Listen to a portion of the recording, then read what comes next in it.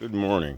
I'm just drinking coffee, walking around, looking at the amazing, trying to do some planning and some thinking out loud, basically.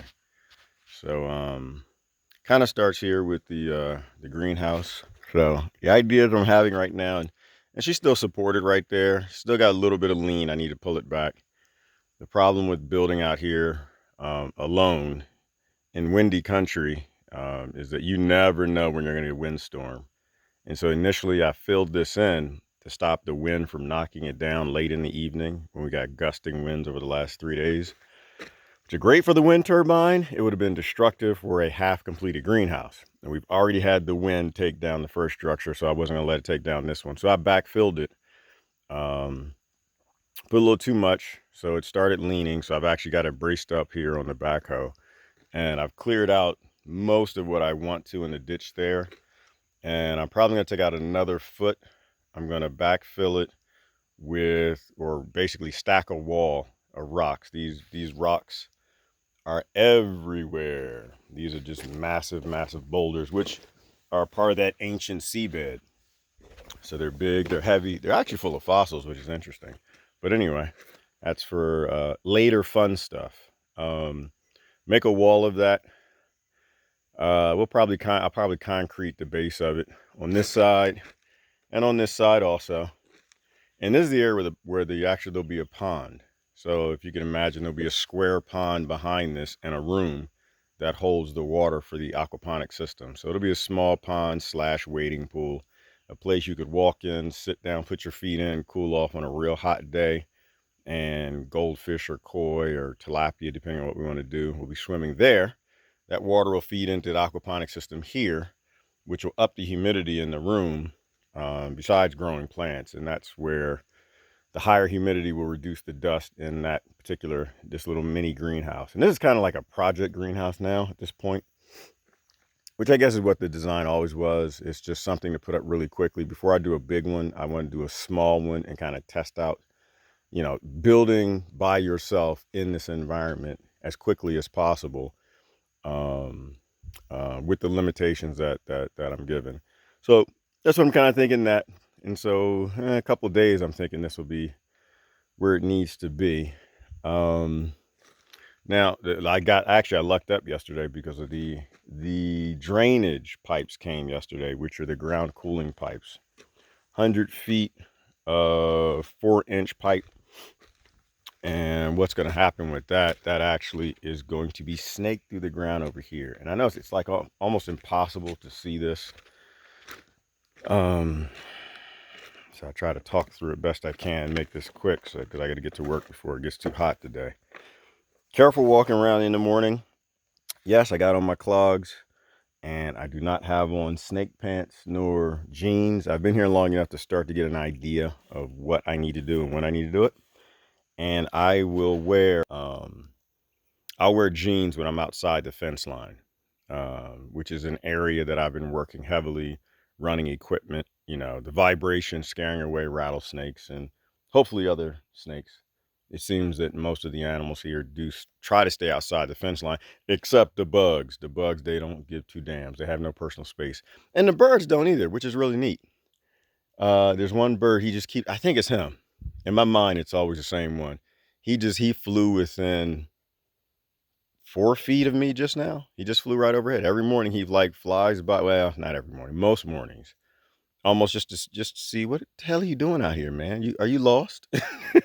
Where's your mother? Anyway, I'm gonna stop that. Because I'm still, see, there he goes. There he goes. He just did it. That's crazy. I think that's him. He always flies around. And I don't know what kind of bird he is. I have to figure that out. But all right, anyway, he's just very curious. And maybe that was the one. I put a little watering bucket on top of the house, and maybe the shed, maybe he's just flying by and he's just saying, "What the hell are you doing, man? Where's the watering bucket, man? The kids are thirsty. Do your job, pay your child support and your bird support." He's right down there. He's in that yucca, but you can't see him. And there you go. There's a corner post. So that's going to be the H post for the corner of the fence line. 300 by 300 by 300. Anyway, back to the point. So the point is, it's just so hard to see. You can't see, I don't think in the video, the contour and how all of this, it snakes down into that arroyo down there, or wadi, whatever you want to call it. I'm still getting used to the words here, or the words of what they are. But if you can see in general, I try to use my finger, there is a dip.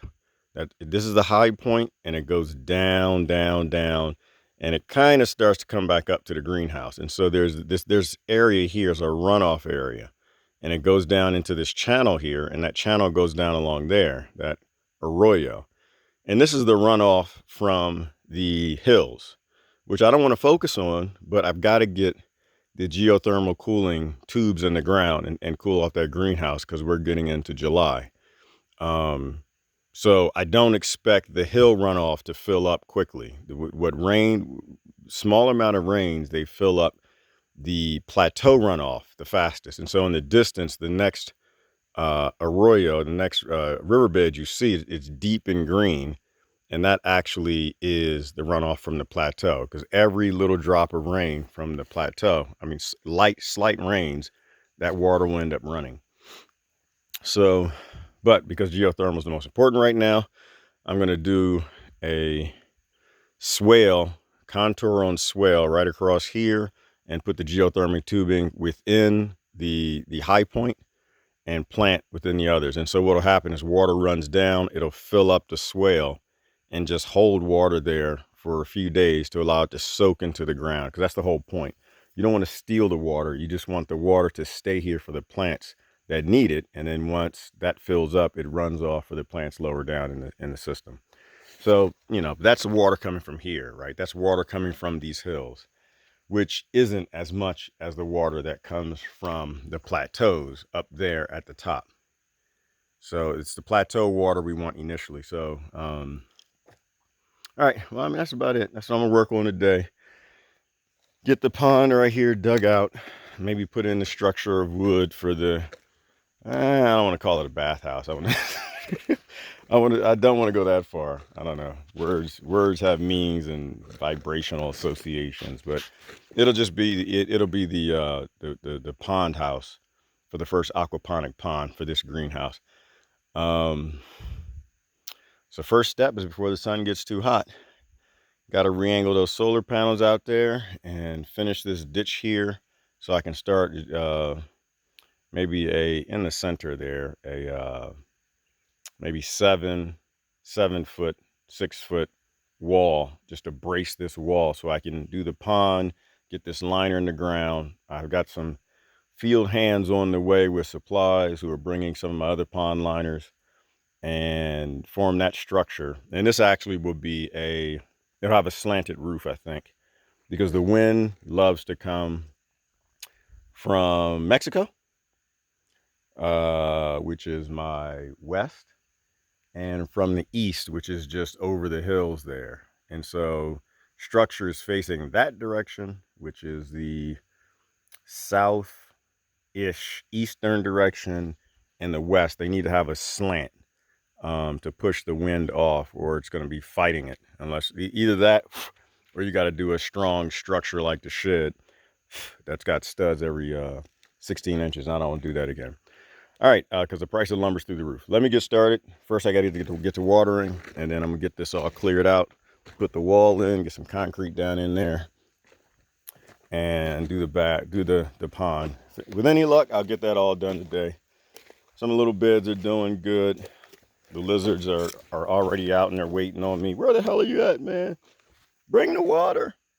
I tell you what, people, it is just so fascinating that when you bring the water, all the species are just waiting on you. Happy with this fig. She's finally waking up. This is my pop's fig, which he got from my either great-grandmother or from a great aunt. And I believe it was in either Arkansas or South Carolina. He used to get figs from the family anywhere they were growing and plant them. And so, I don't know, I'm a weird guy. I see meaning in lots of things. And the fact that this one was struggling, but now it's budding and leaves are coming out.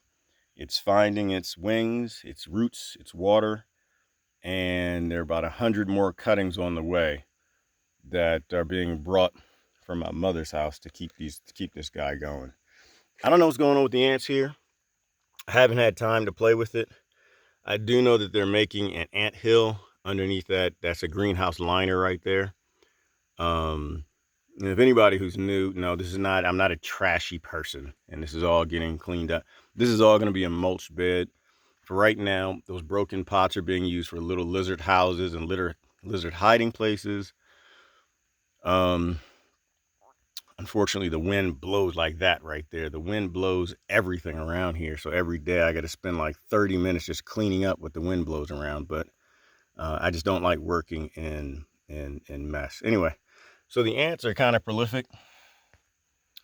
I've been watching them, and I don't see them doing too much in and around the fig. I don't think they're building an ant house under there. If so, you know, I need to find out, are these fire ants? Are these really problematic ants? But either way, when I move that liner and I start flushing with water, they're not going to want to stay out here. So I'll probably increase this bed over, do a bigger area where the liner is.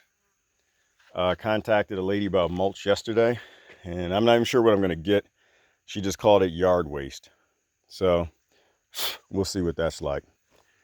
This Ocotillo is coming to life, turning nice and green, because I'm sure she's profiting from the water going into these beds, in which the only Ocotillos that are green out there are the ones that are actually in the dry river beds that do have a little bit of water, moisture condensation running.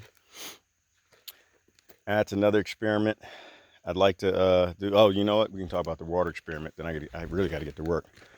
So the Ocotillos that are green are the ones in these river channels, if you haven't seen them before. So these dry river beds that, you know, they run certain times of the year, usually just after the rain, and they dry up within a day. So this is one where I'm going to build the road up higher to hold this water for a few days. But the water, I think it actually runs underneath, even in dry times. And I think there are little condensation areas underneath the rocks. And this is why this riverbed has not run this year yet. But this Ocotillo is doing great. And if you go out there, there's about 3 or 4 you can't see. All the plants in the riverbeds are all green because their roots are deep. And so there's the water we see on the surface, and then there's the water that runs from slight rainfalls we never see, underground channels and caves and condensation areas.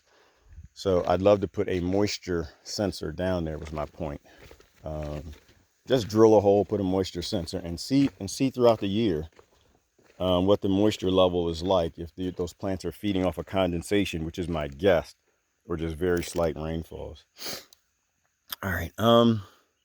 No, I filled these up yesterday, and they all have holes in it, and it looks like this one is down, I want to say about an inch from yesterday. So that's just it's a drip irrigation. I was curious to see how can I take those bottles I like to get water in and create slow drip irrigation bottles, to where, as opposed to spraying water in the ground or drip irrigation, I could utilize, oh yeah, I could utilize these in the distance. So looking at that water line, that one's down maybe 1/4 of an inch. I just put this over top to I don't think evaporation is not a big deal out here, which is weird to me. I expect it to be more of a problem. I think because it cools down at night, it's not as bad as like in a desert or a real desert instead of a man-made desert. So there's a hole in the bottom, and it's slowly wicking into the ground. So it's slowly drip watering the plants over here that are downstream from it. And the guys over here, their roots eventually will go that direction if I keep doing that. I think I did one more. I'll show you. Then I really got to get started. I got to re-angle those solar panels. Work is never done. It's a build site. That's how it goes. And I think, oh wow, surprising. Very surprised. So this is the one. Let me make sure there are no lizards in there. They unfortunately climb up and, oh, there is. Oh, all right, we're gonna dump him out. I was hoping that would be drained out by today. It's not. So that one is down.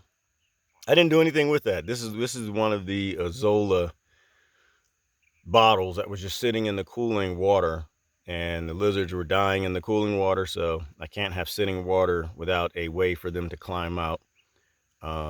Just food for thought, because there's so many lizards. So that's down about 3 inches, which I'm just going to pour the rest of that out. I just don't want that water on the plants directly.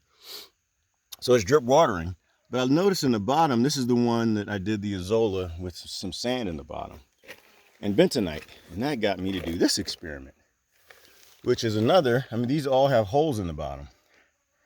But all I did with this one is I just took sand and I just poured it in the top, which isn't sand, it's clay.